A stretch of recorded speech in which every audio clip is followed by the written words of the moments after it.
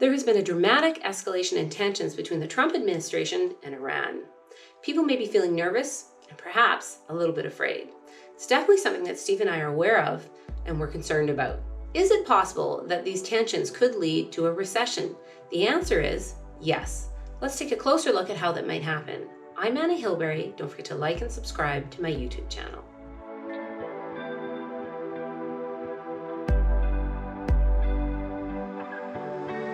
I've been researching the history of US recessions. I'm a bit of a geek and I find it incredibly interesting.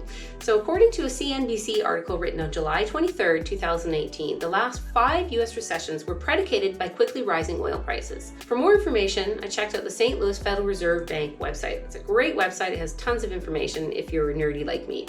So what I'm going to show you is a chart starting in 1986, January 1 to 2019, November 1st. And it's the price of crude oil in red, and then the gray bars in the background are the last 3 US recessions. You'll notice there was a spike before and during the recessions. So how is it that this could happen? For this, I'd like to take a closer look at the Persian Gulf. I'd like to look at a scenario. Now, in no way am I saying this is going to happen, but it could happen. And it's a great example for illustrative purposes only to show how geopolitical risks can impact the price of a commodity. Now, the Strait of Hormuz is a choke point that is located in the Persian Gulf. On the northern border is it entirely made up of the country of Iran.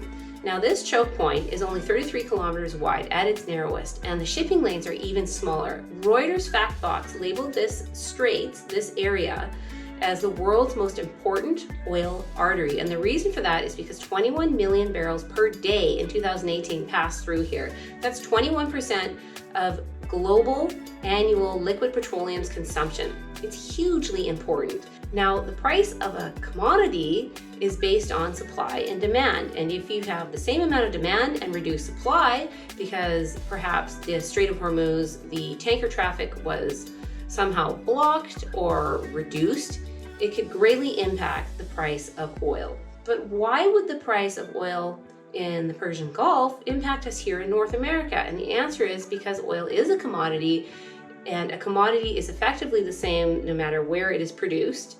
And so the price is the same, except for in Canada, we actually get a worse price. But so this would impact everyone, and it's bad for everyone. So how would this impact your portfolio, and what can you do about it?